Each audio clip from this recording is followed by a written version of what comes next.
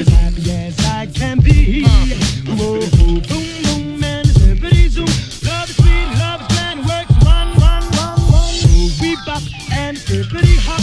I'll never be a millionaire. Hello everybody, AmeriCap here with the promised 50 sub Q&A special. I don't have a ton of questions, but I think I have enough to make this interesting, so without further ado, let's get started. So kicking off the Q&A, we have Director Aketer from Twitter who asks, in an ANCAP society, who pays for the roads? Will they all be toll roads? And should a monopoly on roads form, how would it be broken? Now, this is essentially the classic roads question that many ANCAPs are all too familiar with. However, it is put in an interesting way, and I figure I may as well give my opinion on this. So what a lot of people don't realize is that before the government took over the roads through eminent domain, most roads were constructed privately. In fact, a natural aspect of property law is that of an easement. An easement is a small portion of your property set aside so that people can safely pass through your property without trespassing. Otherwise, you could theoretically kill someone by buying the property around them and starving them to death. So, roads back then were the result of easements. Another thing you have to keep in mind is that private businesses have a vested interest in making sure their customers can get to their businesses safely and easily, and may even get together with other businesses to build a road so they all might benefit. I'd imagine there would definitely be more toll roads, but I think you would most likely see those wherever there aren't any businesses that would benefit, for instance, in the case of an interstate highway. As for monopolies forming on roads, as I explained in my video on monopolies, monopolies are the result of the state, and I will link that video in the description. The next question comes from Adherent Lady of Columbia. I've actually known him since the early days of my channel. He also makes some pretty interesting content. His is a lot more news-oriented than mine, so if you enjoy that kind of stuff, be sure to check him out. Link in the description below. And he actually asked a lot of questions, so I'll only answer a few of them now. He asks, who do you want to interview?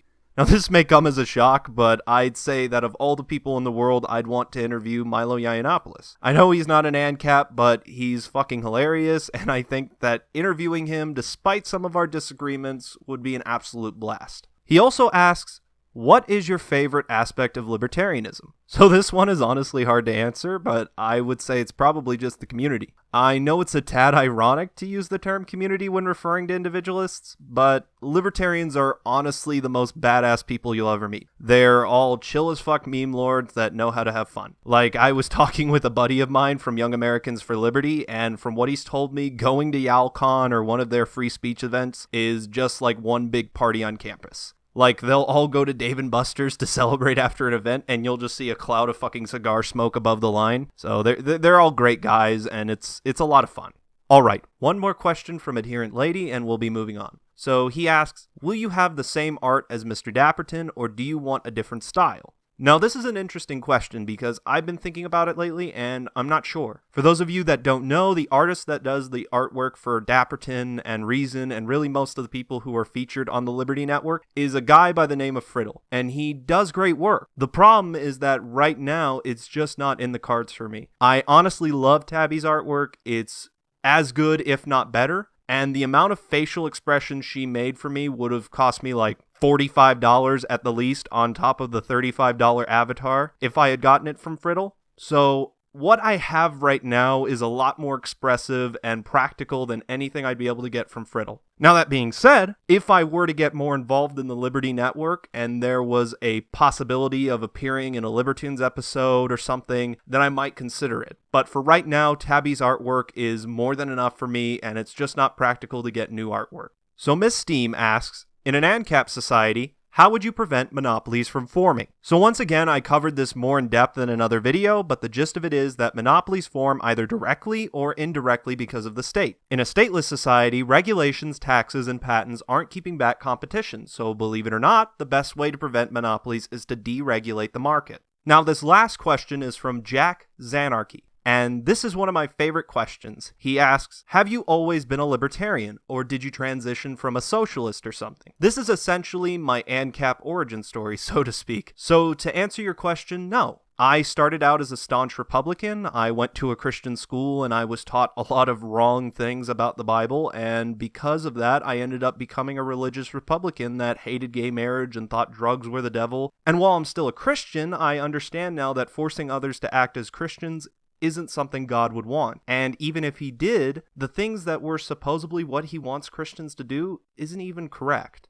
I might do a video on Christian anarchism at some point, but for now I'll just continue. So when I entered high school and was introduced to people who were gay and people who did drugs, I realized they weren't all that bad. Eventually I became what I would describe as a South Park Republican. Then around senior year of high school, I had a libertarian civics teacher and I learned what libertarianism was, and I became what I would describe as a party libertarian or a status libertarian, which is kind of an oxymoron, I guess. I started learning more and more about the incompetence of government in just about every aspect, and around October of last year, I became a minarchist. That was actually around the time I started my YouTube channel, technically speaking. However, I really didn't do anything with it till April of this year. So if you go back far enough in my videos, you'll actually find ones I did when I was still a minarchist. You know that joke, what's the difference between an ANCAP and a minarchist? About 6 months. Well, I kid you not, roughly 6 months after becoming a minarchist, I became an ANCAP. Now, how that happened was that I started writing scripts for Libertunes, and I was hanging out with all these ANCAPs, and I started watching all their videos. As I watched each video, it all started to make sense for me. And finally, I just said, screw it,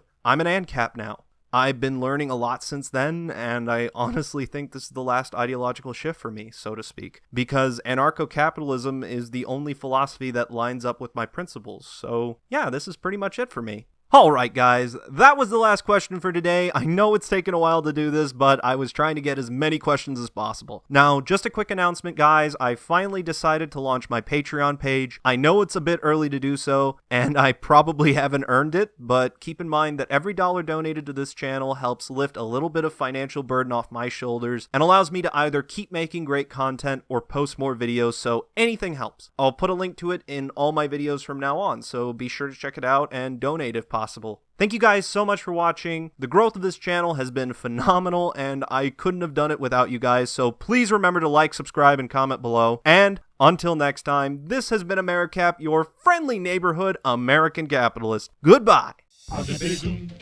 Hey guys, it's me again. So sorry this video took so long. What had happened was right after the last video I had a ton of work to get done, and after that work was done I got to recording, and right after the recording my computer decided to crash, so you know that was fun, having to reset it and having it delete all of the programs I used to make these wonderful videos. And then right after it was done resetting, I had to pack for a camping trip, and then I had to go on said 3-day camping trip. And right after I got off of the 3-day camping trip, I was so exhausted from getting so little sleep that I just wanted to sleep for 2 days. So I didn't work on the video all that time, and that's why it took me so long. So I just want to thank you guys for being patient, and I hope you enjoyed the video.